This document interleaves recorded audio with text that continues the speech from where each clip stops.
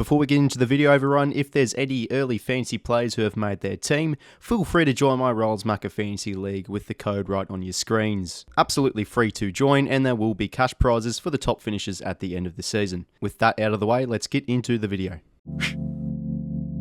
G'day everyone, welcome back to another video on the channel. In this video today, I am going to be going over 7 bold calls I reckon will occur this upcoming 2023 AFL season. Just a little bit now, over a month away from round 1, so I am wanting to start now to release some predictions for this upcoming season. Now of course I am going to be doing my full season predictions around 2 weeks prior from the start of round 1, so in this video today, I don't want to give too many clues away in terms of where teams will finish on the ladder. So most of these bold calls today are just going to be player-based calls, not necessarily team-based calls like where a team specifically could finish. If you're going to enjoy today's video, make sure to leave a like and subscribe. That'd be much appreciated. And let's get into the video. Rightio, kicking it off with my first bold call. I reckon one of these 3 teams will make finals in 2023, either Gold Coast, Adelaide or Essendon.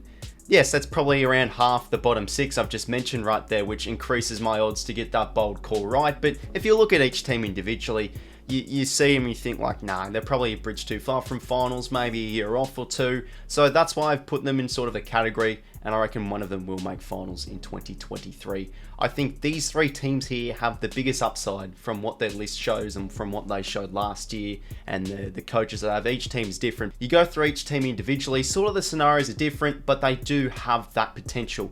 Essendon, yes, they're in a bit of a rut at the moment. New coach of Brad Scott though, so promising signs, and their list has talent, and they have players who, you know, the likes of Jake Stringer, who has admitted he's been a bit lazy the past few years, but once he gets going, he can be a superstar. And I think that's just sort of what Essendon are at the moment. They're maybe a team off the field that lacks a bit of leadership, lacks a bit of standards, and they need someone like Brad Scott, who has shown in the past that he's taken sides like North Melbourne. Pretty okay looking list too, high places on the football mountain. If he can adopt that just tough as nails, blue collared sort of system into the Essendon playing list, that's exactly what they need. So yes, they have some talented players, they've shown it. There's some great youngsters, Ben Hobbs, Archie Perkins, 𝗍𝐿𝐴THEWSSSR was really awesome. And if their leaders can sort of get some good momentum, you know, Ridley could have a great year, Merritt, and of course Stringer just mentioned before, they can be a team that can make finals. Then you move on to Adelaide. Really good disciplined side. I think their fitness coach of Darren Burgess has made such a huge influence already in his first year. Usually around the 2nd and 3rd year, you start to see some more development on the field with just you know, he's one of the best fitness coaches in the world. So you've seen from last year, they're a very highly disciplined and fit side. You have to really grind down Adelaide if you want to beat them. Really good in the contested game. They just lack a bit of polish and consistency, which you'd think will come organically with a few of their young players coming through, rising through the ranks. Josh Rachele, Sam Berry, you know, even like Josh Worrell, he was really good in the few last games of last year. And, you know, with the mix of experience as well, you know, Taylor Walker and Sloan coming back from injury could still make an impact. Laird, Dawson as their new skipper. You can see the potential in the Crows this year, so I like them too. And then finally, the Suns in these 3 teams, they're probably maybe a category higher than Adelaide and Essendon in terms of making finals, but I've decided to put them, package them with Adelaide and Essendon because they've never made finals before. So yeah, you sort of see the chances are a bit harder, but you know, their list, if they can stay fully fit, I reckon they're a good chance to make finals as well. They do have a hard fixture though, but they've just got to get things clicking. Consistency is what they really do need, but they've got some star players across all the field. Ballard, very underrated. Great midfield they've got, and Ben King and Chol could have brilliant years this year. So I like the look of these 3 teams. You look at them, I know again you think, yeah, will they make finals? But I reckon one of them will play football in September this year. Move on now to the next bold call, number 2, and I'm feeling a bit of a surprise sacking at the end of the year. Maybe it could be throughout the duration of the year, but I think there will be a surprise sacking no matter when it occurs during this season, and I predict that Luke Beveridge will be out the door at the end of 2023. So this sort of maybe probably gives away that Bulldogs, I personally feel, could be missing finals. I'm still unsure on that, you know, maybe I think they're a great chance to make finals. The Bulldogs are sort of maybe a bit of a 50-50. You can see the, you know, the potential in their list they do have, but you can see a few drawbacks, and I think Beveridge, sometimes Bulldogs are crying out for it as well. He just sometimes is unable to get full grasp of the talent he has at his fingertips. There's just been many games last year where he's failed to play the right players in the right position. He's had players not playing when they should, dropping players that should have never been dropped. And there were a side, the Bulldogs, last year that were awful in defending transition. They were in fact last season ranked last in defending transition. They gave up the most scoring chains from transition, so they were not so great in the defensive department. And a few games last year, the Bulldogs actually got quite convincingly beat in their own good game. A lot of games last year, they seemed to get beat in contested ball and clearances, which they're a very good side at that, but they got beaten that many games last year. And of course, he is one of the most under pressure coaches in the competition, so you could almost say, will it be a bit of a surprise if he gets sacked at the end of the year? Perhaps, I get that, but he did last year sign a contract extension, which I guess doesn't guarantee anything, because if they have a poor year, the Bulldogs, I think Beveridge will be out the door in 2023. Moving on now to my third bold call for this video today, and geez, this one is pretty controversial.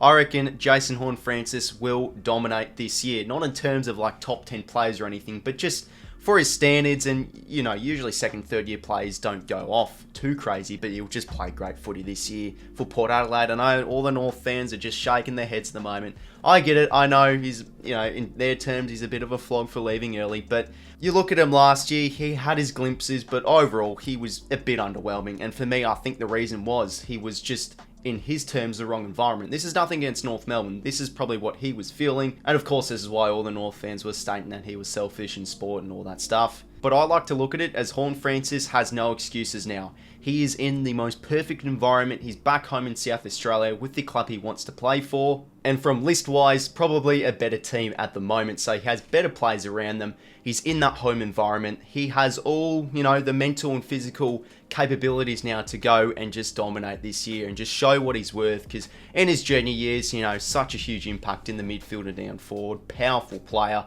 I think this year he will play forward, so we might be able to see a bit of a goal sneak. They are crying out for a bit of a, you know, a player that can kick smallish forward, a medium forward that can go kick 20, 30 goals this year. That's why Junior Rioli came to the club. Robbie Gray retired, so he can fit in there really snugly while Spudders and Rosie play in the midfield. He can be down there, be that main target alongside, of course, Todd Marshall and Geordie Artis. And, you know, maybe him as a third tall that could push into the midfield, pinch it a bit there.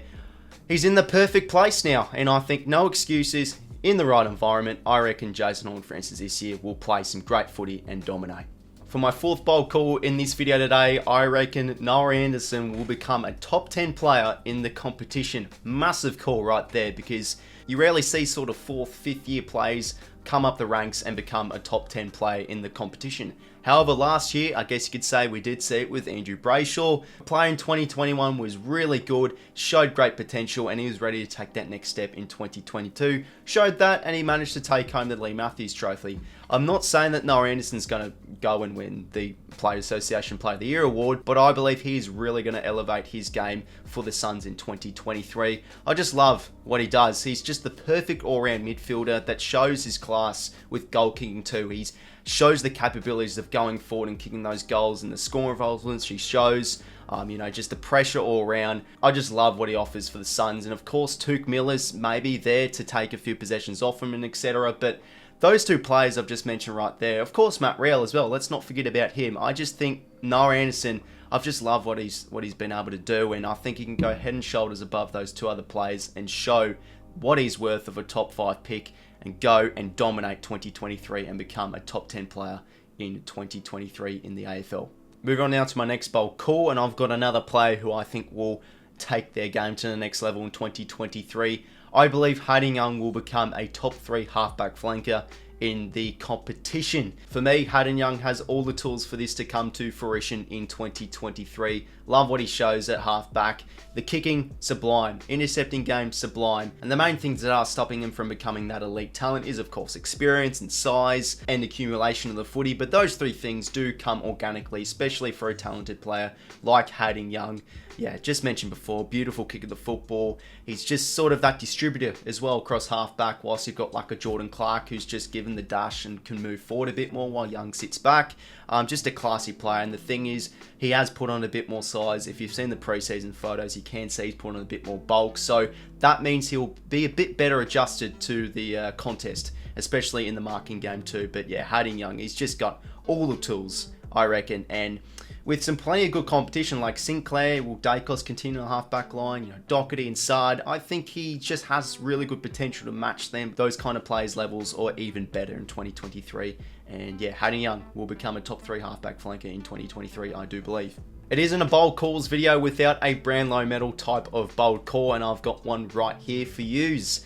I believe Nick Daicos and Chad Warner will both finish in the top 10 for the Brownlow count. Now, if I just went with 1 and top 10, it'd probably be like, it is a bold call, but sort of is possible. You should have probably done a top 5 or whatever. Hence why I've gone with 2.